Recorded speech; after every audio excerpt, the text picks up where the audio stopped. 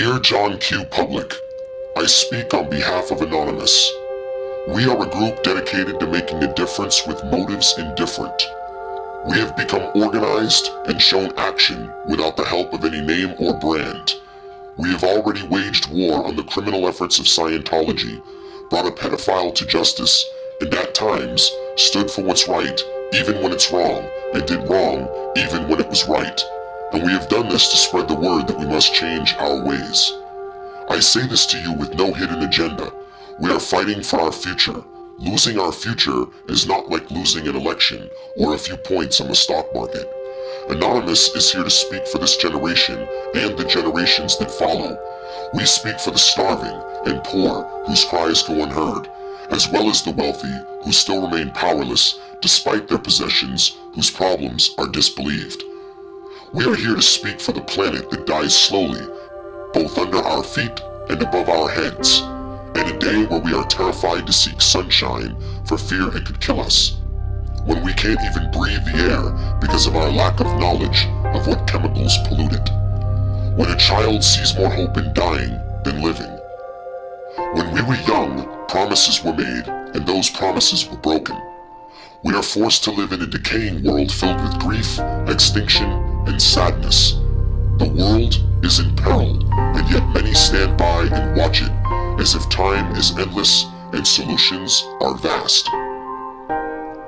I am only an individual, and I have not the answers. Neither do you. You don't know how to bring back the dead. You don't know how to take back the choices you've made. You don't know how to reverse your mistakes. Neither do I. So if we don't know how to fix it, let's stop breaking it. Together, all of us, Anonymous has the answers, and we support the will to follow through with them.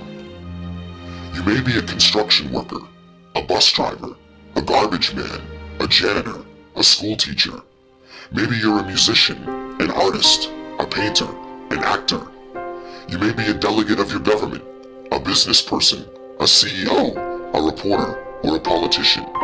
But really, you are mothers and fathers, brothers and sisters, aunts and uncles, and all of you are somebody's child. You are human, and you are affected by these times. We are already 15 million strong, over 60 countries on 6 continents, and no borders laid out by governments will ever change that. In our anger, we are not blind. In our fear, we are not afraid to tell the world how we feel. Whether you are a child starving in Somalia, a victim of war in the Middle East, or a beggar in India, you too are anonymous. As children, they teach us how to behave in the world, how to have manners, not fight with others, clean up our mess, have respect for others, share and not be greedy. All the while, the elites that designed our structure don't even abide by these rules themselves. We live in a world controlled by the powers of money and special interest groups. The planet has become a gigantic trade center, an economic dominion of currency, goods, and services.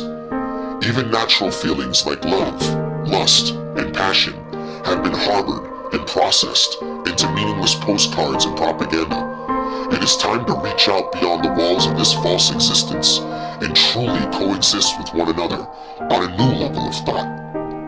The elites divide us by putting us into different categories and subcategories.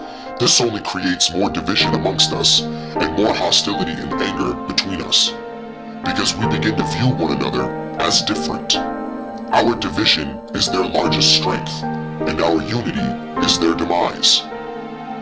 It is you that decides the world that we live in today, just as it is me. You speak of change? Well, now is the time to let your actions reflect your words. This is the revolution you heard would be televised. This is the final broadcast of reasoning, truth, logic, and common sense. We have no leader. We are legion. We do not forgive. We do not forget. We are anonymous. And so are you.